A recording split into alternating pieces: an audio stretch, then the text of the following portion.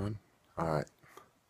Hey everybody. I am attempting to video log something a little more recent than my last Ambien bender.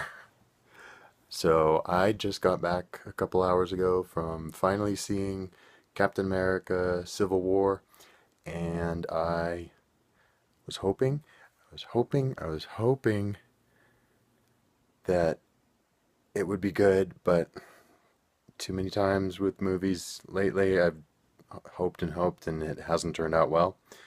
Um, so I'm not much of a moviegoer lately. But, uh, and I was a little underwhelmed with how Age of Ultron turned out. I loved a lot of it, but didn't go exactly where I thought it needed to be. And there should have been much more Black Widow stuff.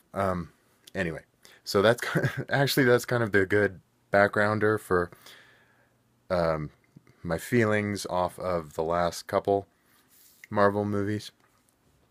And I had surprisingly good time with Ant-Man and was happy to know that he was going to be in Civil War.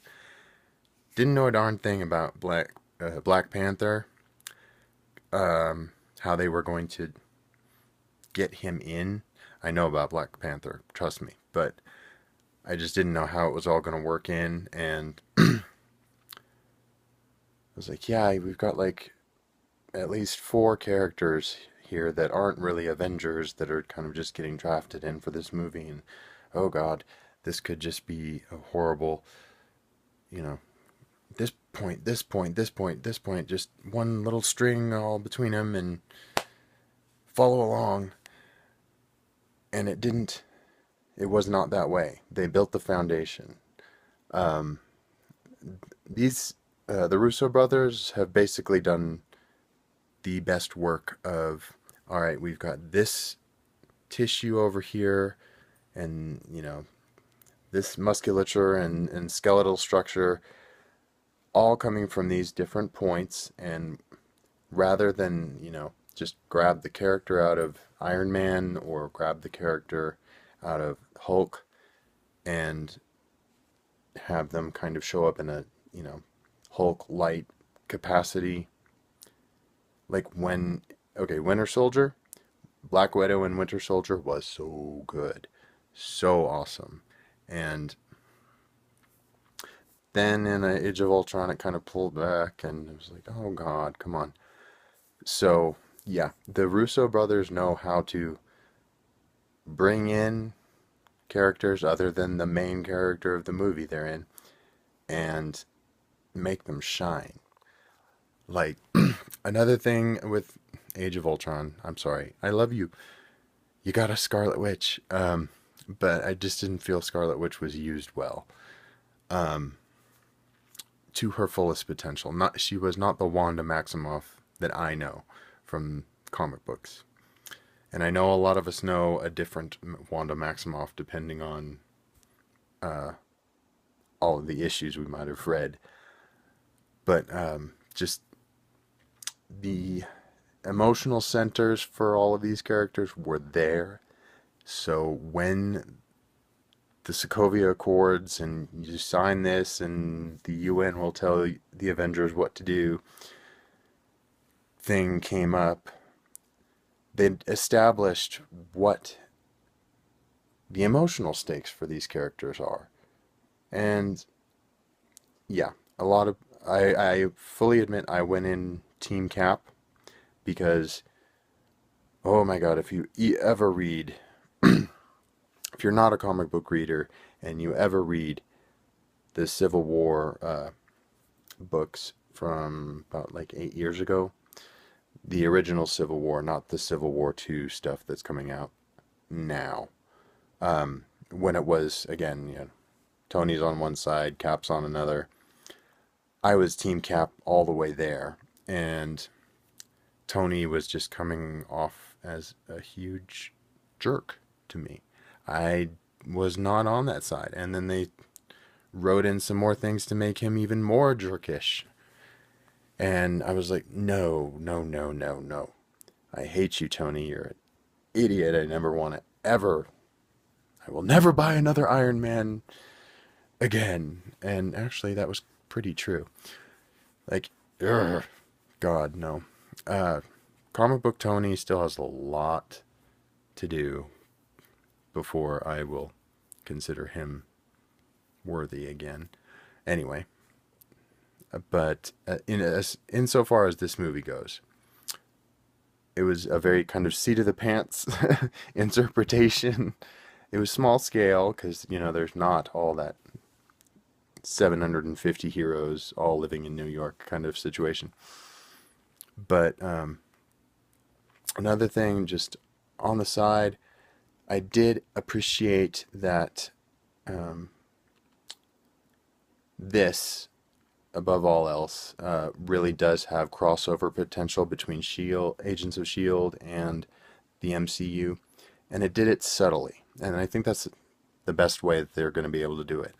But you know, what's been going on what happened after the end of season 2 of Agents of Shield when Terrigenesis, the crystals broke in the ocean, got into the fish oil pills, a lot of people becoming inhumans since they can't do mutants, and because that's all still over at Fox. Inhumans are the powered people that are exponentially growing that Vision made a comment about when they were discussing it. It was like, good. Okay, so you're threading that through here. And then, in the episode of Agents of S.H.I.E.L.D. right after Cap Civil War came out, those Sokovia Accords were starting to be implemented, and it was like, we need to see all of your superpowered people, we need to get them registered. It was just like, okay, so yeah, they're doing a pretty good job of, well, not oh hey, and we're just gonna wave at you from the helicarrier where you're saving people and getting it off it, or all of the other stuff they've tried to make the TV and the movie have some kind of a crossover. This seems much more realistic. Just and again, that was another Russo brother thing, with the fall of Shield because of Hive. So I enjoyed that because I do watch both. I watch the movies and I watch the TV shows. Standout characters for the movie. T'Challa, Black Panther. Honestly, I think he got like a really good introductory arc. Time to, be all angry and vengeful, and then be the bigger man about it at the end. And that is the Black Panther. Most of the time I've known him in comics, he's gotten far beyond like just the petty vengeance kind of ideas. So he's been ruling his people quite a while. So he's kind of just King T'Challa. Yeah. So I like him. I'm looking forward to that movie a lot. And the Spider-Man stuff, yes, just happy joy, happy joy. We have a Spider-Man that feels right now. So enough on him. A lot of other people are just singing his praises. But Ant-Man, Ant-Man went giant man in the fight. That was awesome. And I am so happy that even in these dust-ups that they're having, the pacing of this, it doesn't slow down through this movie. I mean, it builds and builds and builds and builds, and it does, change tone from, okay, here we're in the serious stuff, and then up here in this scene we're kind of, a couple jokes, and then getting back to the serious stuff. It did it well, and even in the fights, it was like, yeah, this is serious, but we're gonna crack a joke because we've been friends for years. So I loved, I loved Clint and Natasha just being like, "Are we still friends?" Bam, bam, you know. So I don't honestly. This is probably my favorite Marvel movie since. Well, I really liked Winter Soldier, um, but it was dark. um, but this is probably the most fun for the majority of it. Um, Fun and serious mix since Guardians of the Galaxy. And that was more on the fun side. But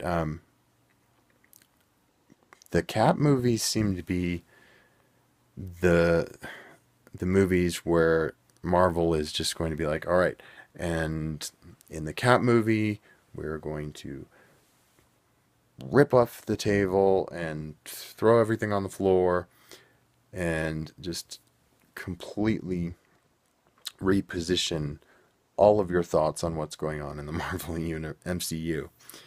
And that's exciting. I mean, I have theories about a couple of those after credits scenes about what that's going to mean for the next Avengers movie and who exactly is going to be funding the next Avengers, or if they're actually going to have two teams of Avengers running around. Because, you know, in the comics, you can afford to have five different Avengers teams running around with so many superheroes. But it's just, I'm so happy. It exceeded my expectations, and I can't wait for the next one. And I'm also, because I know the Russos are in charge of the next Avengers movie, so that just gives me confidence that this kind of cinematic experience is going to be preserved and continued on, because these guys have got it going on right. So, oh, um, MVP's still Scarlet Witch. I love her. I just love her. But I loved Black Widow too. And as to the question of whether I'm Team Iron Man or Team Cap, I feel bad for Iron Man, but I am Team Cap. If they only could have, and they'll get around to it. They'll get back to it. They have to. This whole thing is sort of an explanation of what happens when um, over overcompensating for a tragedy tends to just, you know, cause people to act in a way that lines up the next tragedy. Yeah. Um, when they both start compromising again, I will be truly happy. But it'll be kind of fun to see the two separate teams of Avengers, if that's where they're going with it, doing their thing. But just wonderful performances from everyone, and they got a lot done in this movie that I've seen other movies try to do in the same amount of time. It did not come together half quarter as well as this did. So yes, I am a happy boy, and hopefully I will have people to talk about my theories with about where this all goes next. Um, all right, I'm gonna cut this short because I'm rambling on for almost 15 minutes now. Hope you guys are all having a good night wherever you are, and I know it's Monday morning tomorrow. May we all survive it. Bye.